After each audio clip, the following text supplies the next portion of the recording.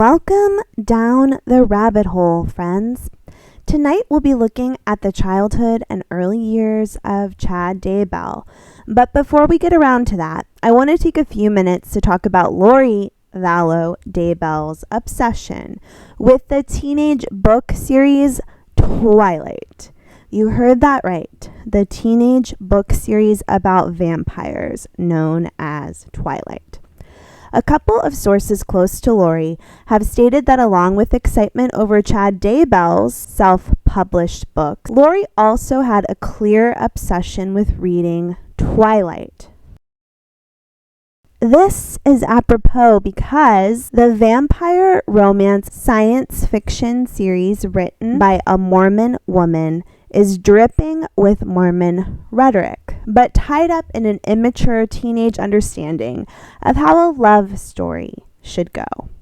Sounds like exactly what I would expect from Lori.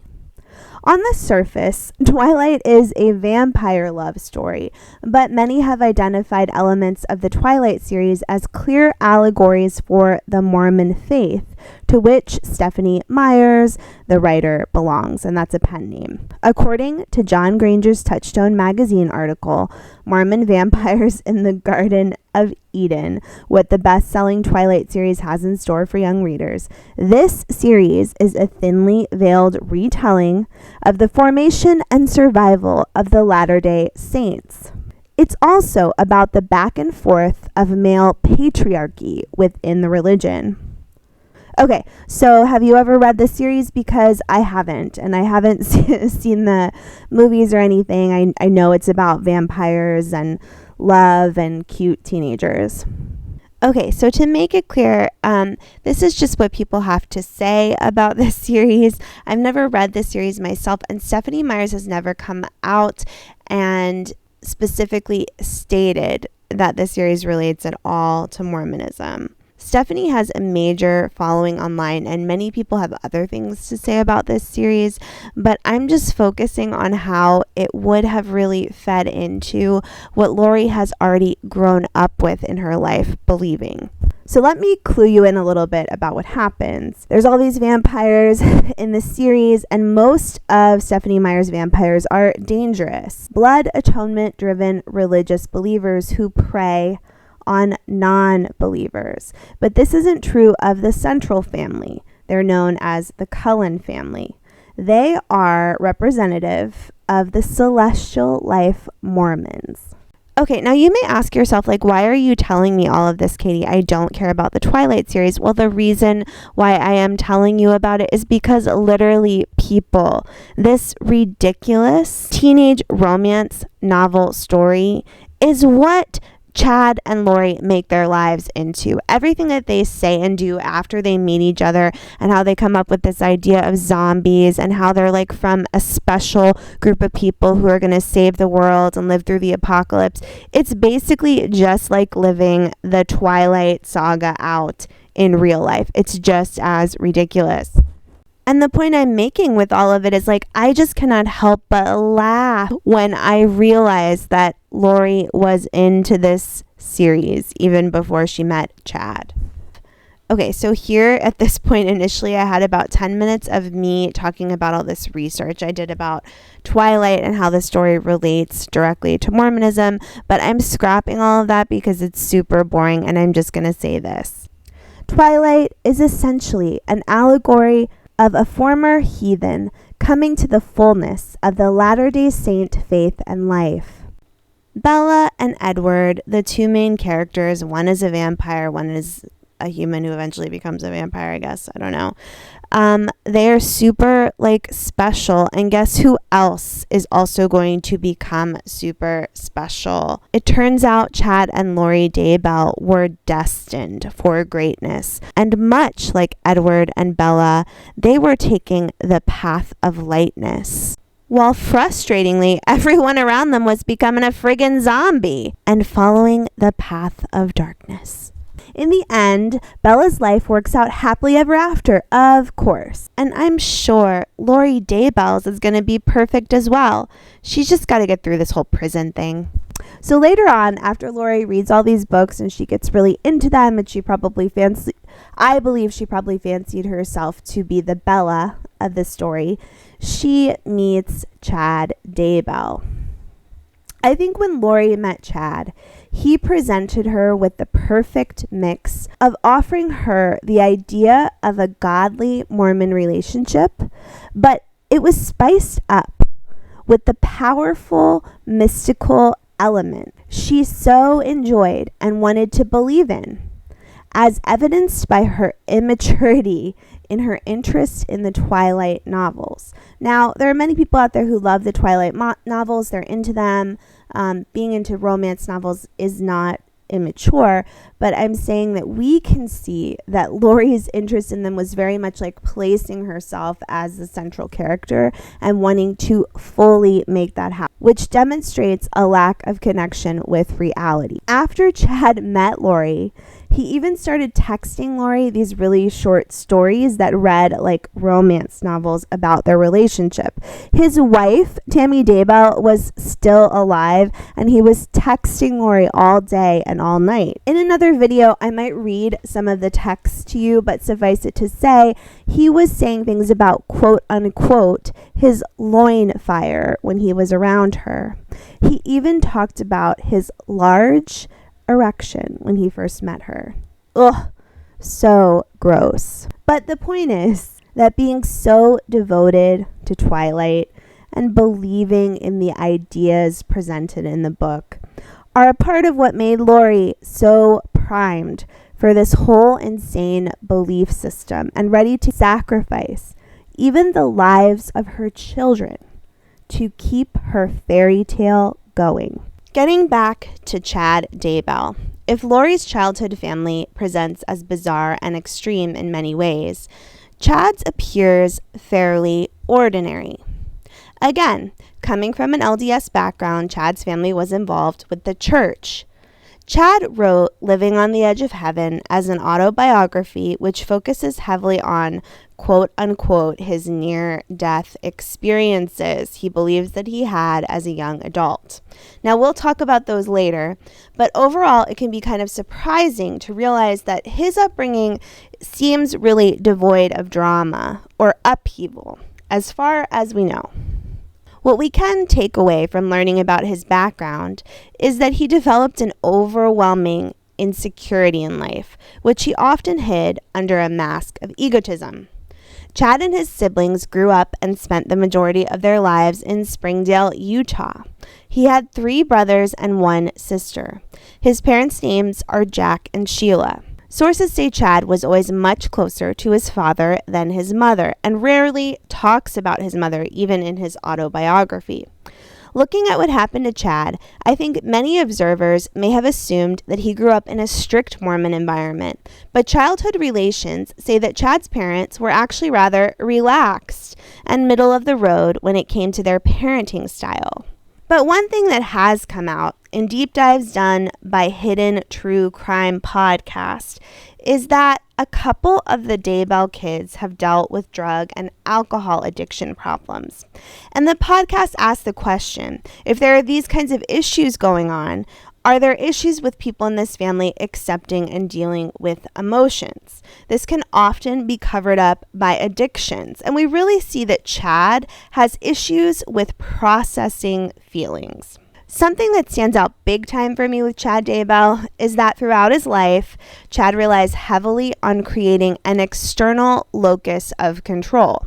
Instead of being able to make his own decisions or even state his own preferences, he constantly makes up some imaginary power that's always leading him and he's forced to follow. So, for example, and this is crazy, guys, on Hidden True Crime podcast, they talk about a story from a friend of Chad's where Chad Daybell developed a lot of frustration. He's an adult now. He's grown up. He's moved out of his family. He has a wife named Tammy Daybell.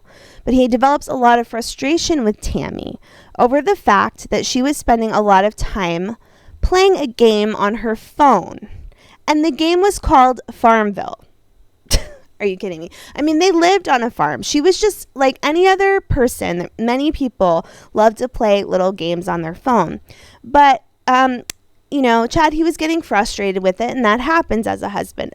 But this is where it goes really awry. Instead of talking to Tammy about it and just letting her know that something about this issue was bothering him, and they could get down to business and talk about why there was some kind of tension between them, talk about why Tammy maybe felt the need to play this game, maybe she's not getting something she wants.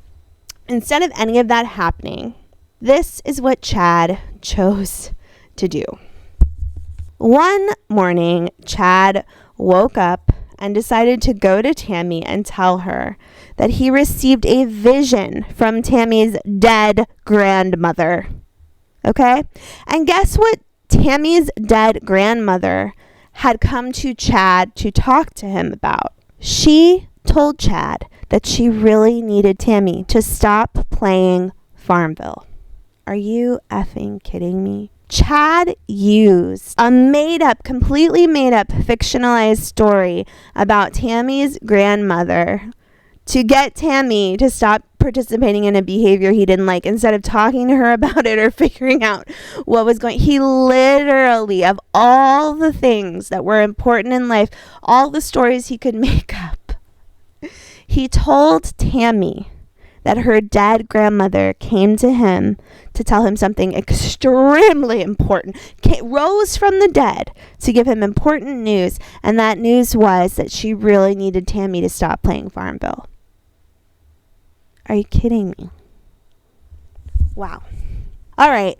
As I said before, one issue we see with Chad is a major inferiority complex.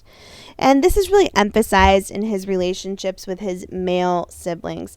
All of Chad's male siblings attended school through getting their bachelor's degrees, and they went on to get their master's degree. And they all went to Brigham Young University. But Chad only received a bachelor's degree. Now, later, he will come out and tell everyone that he actually received a divine revelation. He could have gone on to get his master's degree, but probably Tammy's dead grandmother came to him in his sleep and told him, no, you don't need to do that, baby. There's a different life in store for you, a powerful, secret, special life full of being the vampire to Laurie's Bella from Twilight, so you don't need to get a master's degree. And Chad let everyone know that that's why he didn't get a master's degree. God told him not to through Tammy's dead grandmother. That's not true. He just said that he had some kind of vision in which he was told he doesn't need to get a master's degree because there's a special path that he's following and he won't need any additional degrees for that. So no acceptance of, his own decisions that he's made. It's all about some prophecy that he's fulfilling. But throughout Chad's life, he really wanted to feel special, and his childhood was very ordinary, and he was kind of an ordinary person.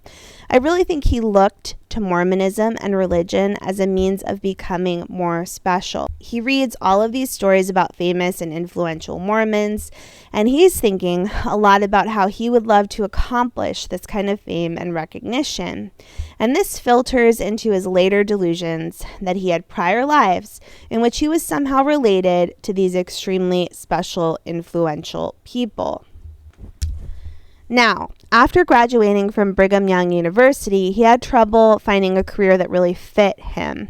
His siblings were very talented, educated, and successful, and he felt competitive towards that. In the beginning of his adulthood, he actually ended up working as a cemetery sexton, where he dug graves. And I think at the time, there's some sense that he felt he was better than this kind of job. But actually later in life, he writes a book about being a cemetery sexton. And through his storytelling, he actually makes the job perhaps sound more special, unusual, and maybe something that he's actually proud of.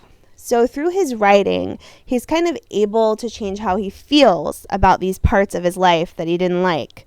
He constructs a better self-view. And he also tries to manipulate how the world sees him as well. But it's all about being special, being good, letting people know that he's a special kind of guy. A little later in life, Chad went into the publishing world, and his wife, Tammy Daybell, she worked alongside of him out of their home doing this publishing stuff. At first, it wasn't super successful. He was focused on only doing Mormon publishing, and he was trying to publish kind of like uplifting books of faith. But eventually he started publishing books written by people that were hanging out kind of on the fringe of Mormon society, especially the books he published by a woman named Julie Rowe. Julie is a hugely major component in everything that happened with Chad and Lori. And honestly, I'm really shocked if it comes out that she was never somehow involved in any of their illegal shenanigans. Now, she's never been charged with anything, but she was so involved with them, it's hard to imagine that she wasn't aware of some of what they were doing. Okay, the focus in Julie's early books was on these near-death experiences she said that she had. So she wrote these stories through the lens of her Mormon ideology, and she stated that these near-death experiences she had thinned her veil and allowed her to have visions and experiences from another world. So oddly, Julie's books became really popular and made Chad a good amount of money because it's shocking to me that there's this community in Mormonism who was really into the kind of stuff that Julie Rowe was putting out there, and they were eating it up and buying her books and creating this online community of people believing that the apocalypse was coming and they were all going to congregate in Rexburg, Idaho. Just all this crazy stuff is going on, and people loved Julie. She had followers. Okay. So the publishing of Julie's books had made Chad some money, and it really allowed him to prop up like a publishing company that may have failed without, taking on Julie Rowe and going down the path of publishing more people like her. And Julie kept becoming more and more successful. So after Chad saw all of the success that Julie and others in her community were having, he decided that he was going to write his own book about his own near-death experiences from his past that he never talked about before, but now it's time for him to write a book about it. Okay? So later, many would question if Chad's experiences were completely made up, just in an effort to chase the kind of fame that Julie Rowe was experiencing. Okay, guys, it's kind of in the middle, but I'm going to stop here because in my next video, I'm going to introduce you to Chad Daybell's fringe Mormon buddies, who all run in a tight, crazy circle of people known as doomsday preppers. All right, I hope that you will join me again tomorrow as we head down another rabbit hole.